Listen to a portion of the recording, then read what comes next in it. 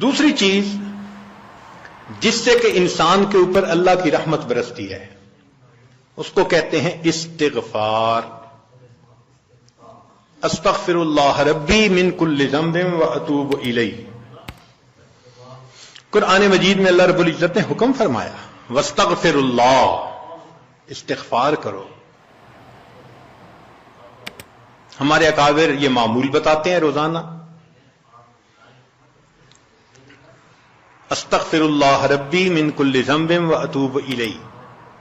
اس کو دن میں کم از کم 100 مرتبہ صبح، 100 مرتبہ شام. زیادہ وقت ہو تو 200 مرتبہ بھی پڑھ سکتے ہیں.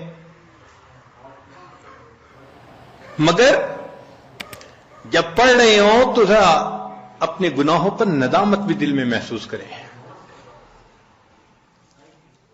یہ نہ ہو کہ زبان پہ استغفار چل رہا ہے اور دن میں گناہوں کے خیال چل رہے ہیں. رابعہ بصریہ رحمت اللہ علیہ فرماتی تھیں استغفارنا یحتاج الی استغفار، کہ ہم ایسا استغفار کرتے ہیں کہ اس کے اوپر ہمیں استغفار کرنے کی ضرورت ہے.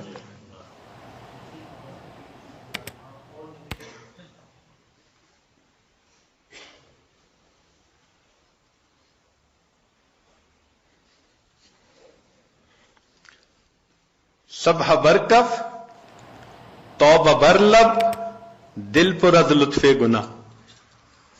ہاتھ میں تسبیح، زبان پہ توبہ اور دل گناہ کی لذت میں پڑا ہوا ہے.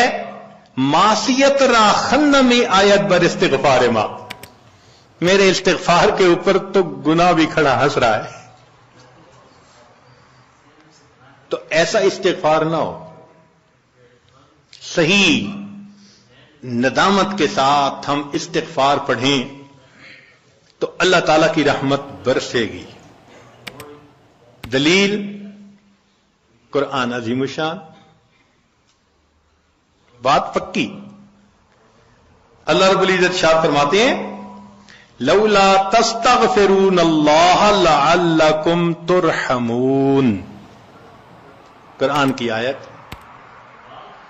اگر یہ استغفار کرتے تو کیا ہوتا؟ اللہ تعالی رحمت برساتے. تو اس کا مطلب ہے یہ گارنٹیڈ بات ہے کہ استغفار کرنے سے اللہ تعالی کی رحمت برستی ہے، انسان کے روح کو غذا ملتی ہے.